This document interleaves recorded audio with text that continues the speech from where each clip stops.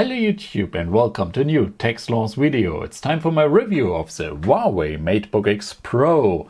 Last year it was only a MateBook X, this year we got the Pro. And yes, the Pro is reasonable. Huawei did a lot of upgrades to this device and we go now through the different points. Build quality, how does it feel to carry this device all day around with you? What about the display, the speakers, keyboard, touchpad, performance, battery life? What about the built-in MX150 NVIDIA GPU for gaming? And I tell you a lot of different things about the Touch ID, the fingerprint scanner, the webcam that's hidden beneath the key, and all the things. But I have to say, this is definitely a nice device, a nice all-rounder, and then it comes into this nice, well-built little package. This is something I would like to use, but at the same time, I got 2-3 little points, or even big points, that needs some improvement, and I'm really looking forward to the 2019 version of this device.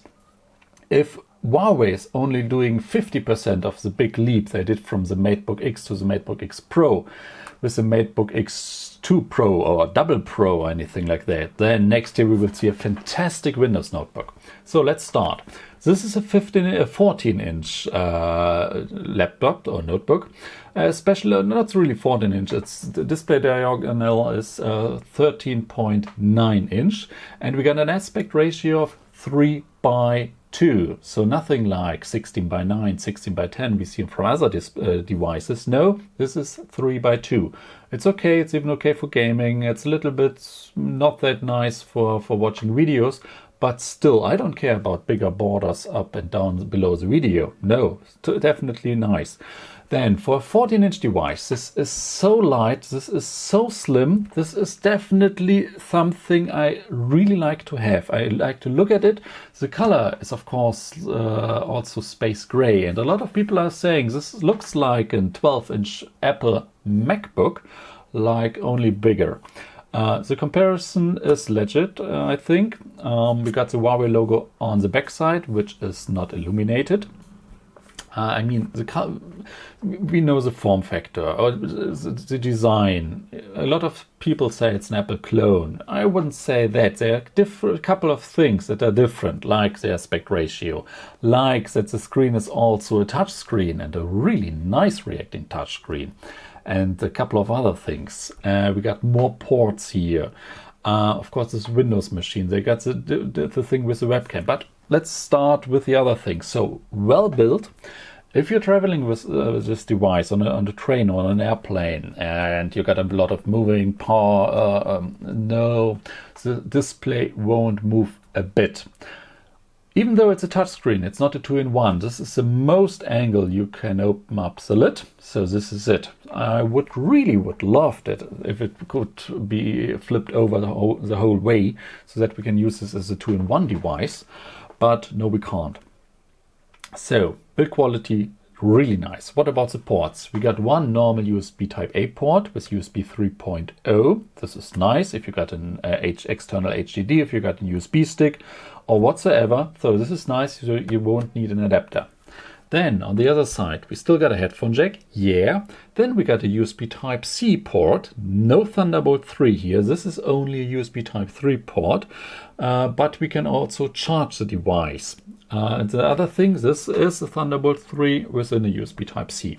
So we got 4 ports, which is more than in comparable devices from the slim build design.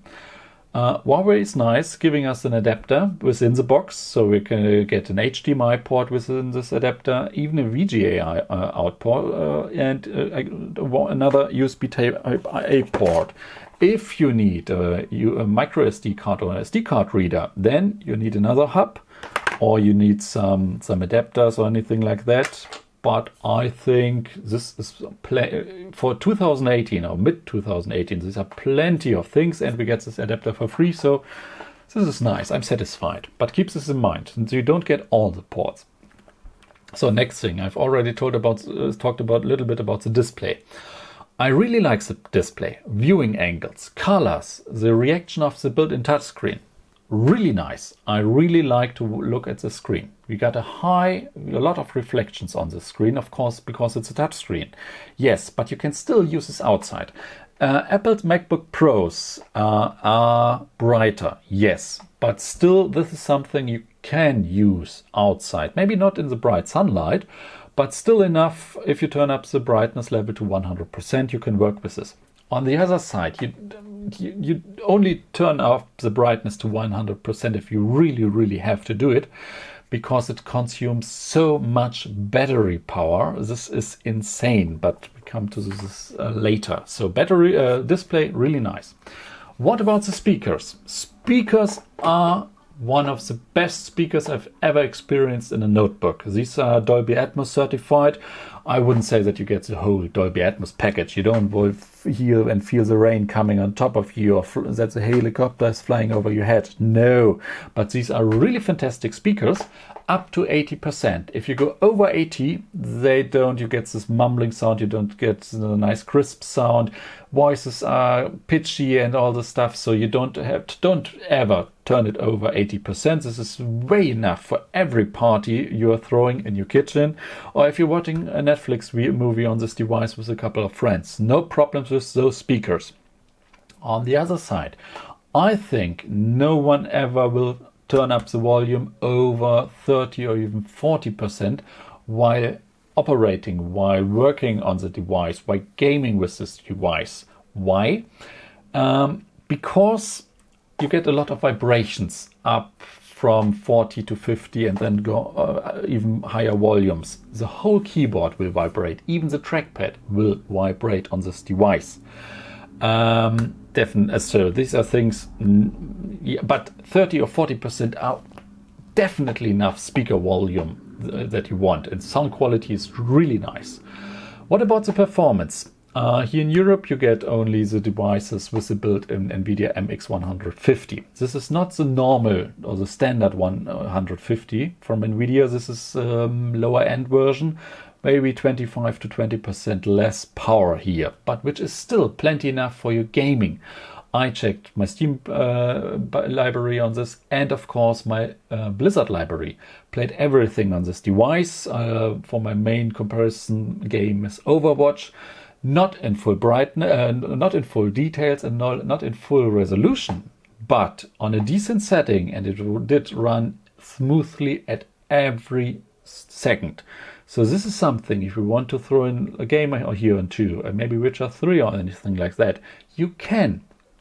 For your daily performance, office work, surfing, browsing the web, and all the standard stuff, you got plenty of power, even plenty of power for the next 5 to 6 years. No problems at all. You can even do Photoshop with this device, and I tried even Resolve, as DaVinci Resolve for video editing. Booting the app takes a little bit of time, but this is DaVinci Resolve. But I even was able to cut or edit some 4K video footage on the device. No problem. Outputting the cut video material, of course, took some time, but it was definitely doable. I wouldn't recommend this as your main video editing machine for everyday videos, like I would say with the Apple MacBook Pro. No, but for if you do 1 or 2 videos a week and here and there do some light editing or anything like that, no problem at all, in my opinion. So this was something that definitely runs on the device. You can do this. Maybe you can't do this on this high operating level. No, but you can if you want to here and there. So performance is really nice for everyday work, here and there for video editing and for gaming as well. So for light 2018 gaming. Now, big point, battery life. Huawei is telling us something like 12, 13, 14, 15 hours. No, don't even think about it. If you're using this device, maybe with 40 to 50% brightness level, and you're doing standard stuff like browsing, working, typing, maybe watching a video, maybe watching some Netflix. So just this normal bundle of things you can do with this device. No really heavy tasking, no gaming here at this point. You get over the day 6 to 7 hours, more closer to 6 than to 7 hours. If you turn off the brightness or go down with the brightness to maybe 30%, because you don't need that much brightness. Then you go maybe 7, maybe 7.5. But you never, if you're using this device as a normal notebook, you don't even get close to 10 or 9 hours, not even 8. So 6-7% hours a day, this is the workload you get out of this device. If you turn up the brightness to 100%, and then just do light things, or even just like watching a Netflix movie, you will consume 29% each hour on maximum brightness. So this is this part where you only get around 3.5 hours out of the device if you use it with full brightness. So this is what I wanted to tell you. You can turn off the brightness to work outside, but you don't really want to use it because it consumes so much energy. If you put it to 100% brightness and then editing a video or play a game, then you will get the battery drained from 100 to 0% in maybe 90 minutes or 1.5 hours. So this is really not an all-day battery device. I wouldn't complain if Huawei would have built the device a little bit thicker and with a more battery capacity.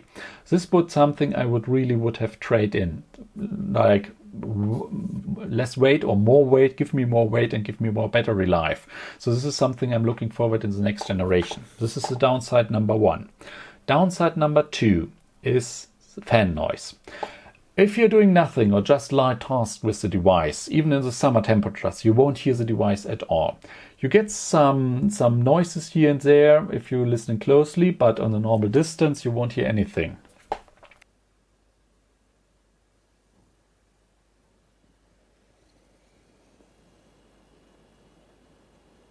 But the moment you use the device heavier, the fans kick in and they get, I guess, 3 or maybe 2 or 3 levels. So level 1, you will hear them, but it's still okay. Level 2, you will definitely hear them, but it's still okay. But then level 3 kicks in fairly fast, and you will hear the fans. They're noisy, and 80% is just the standard fan noise, which is totally fine. But then you have this high pitching noise in there, which is not constant. It's like it's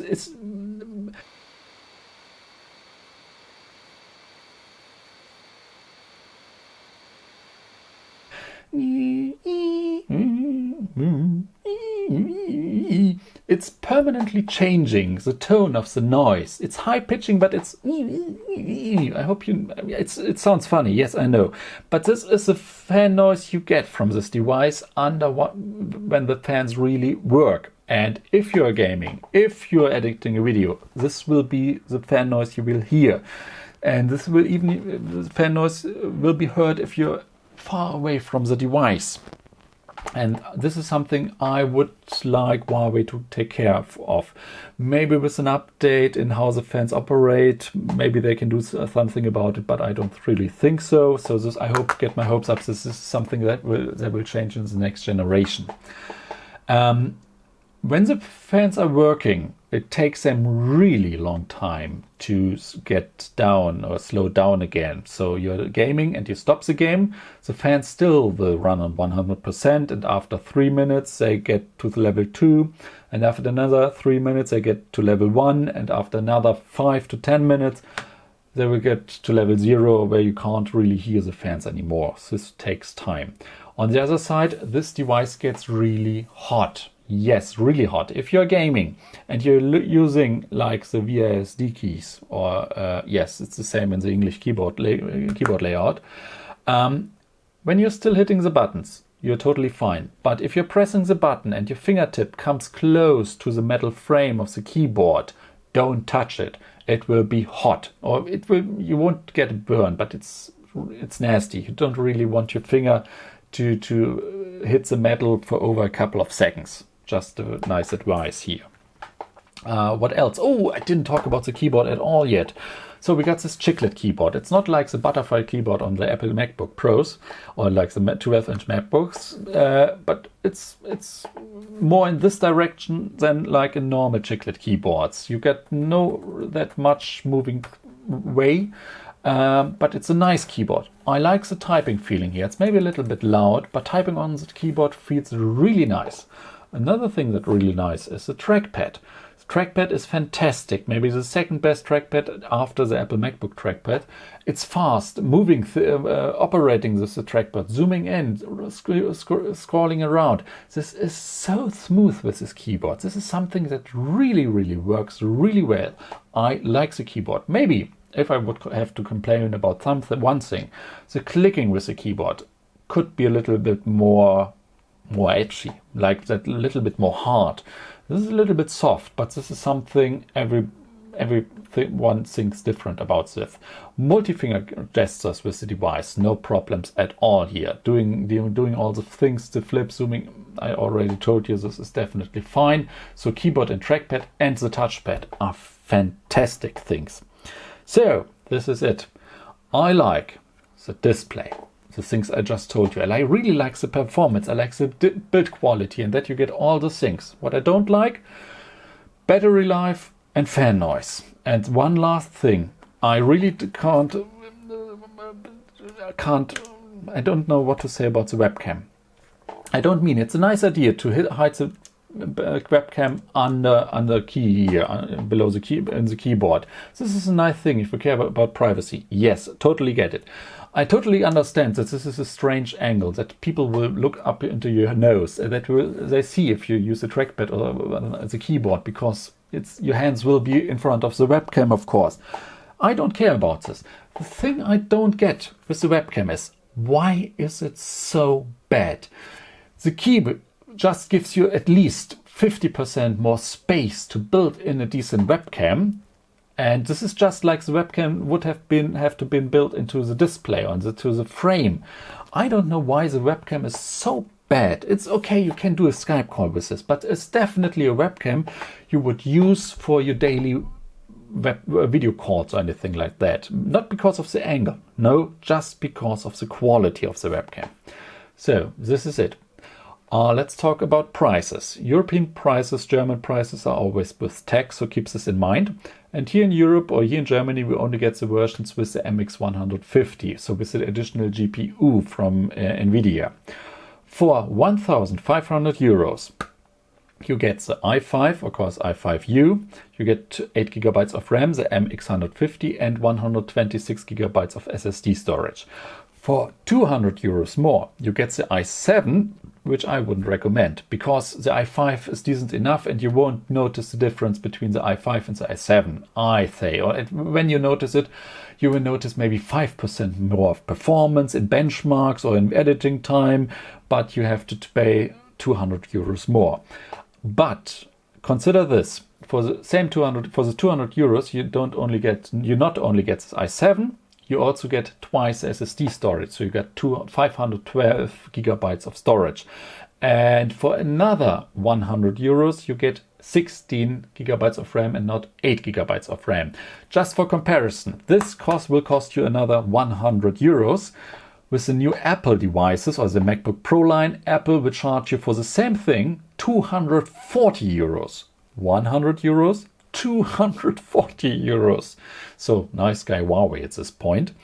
But I would say this basic model will be enough. It gives you the same performance and it will be a fantastic device. If you will live with the fan noises, if you really push the device, and if you can live with the mediocre or the standard battery life of 6.5 hours here. Everything else is really fantastic. I really like the device. I just wished for a little bit more battery life and a better fan control. So this is it. And oh, of course, there are other devices. Lenovo X1 Carbon. This is another really nice device, which, but by the way, will cost you maybe the same or even more. And if you want to save some bucks here, have a look at the Dell XPS 13-inch line, but without the 4K display, my recommendation. But overall, this is definitely one nice thing, and compared to the 13-inch Dell XPS, this is a whole other league from terms of design, build quality, and just what you want. But you have to pay more for this. But this is it. Thank you guys for watching, and I see you all in the next video. Bye!